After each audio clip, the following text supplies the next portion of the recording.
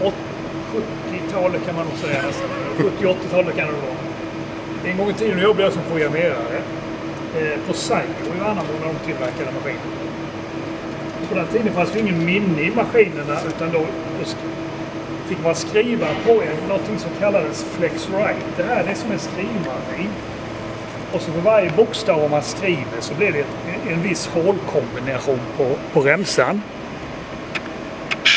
Så när jag höll på med detta som mest, då kunde jag ta en remsa och läsa G0X50 i 45 eller vad det nu var på det viset. Och så skulle man leta här var rätt om man var någonstans.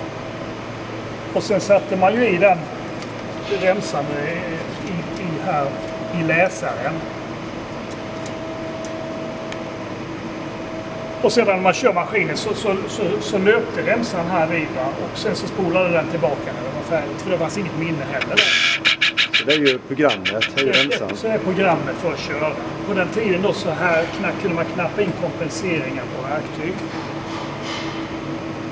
Sen började det bli minne, då kunde man läsa in i remsar och så kom man ihåg det programmet på nästa steg.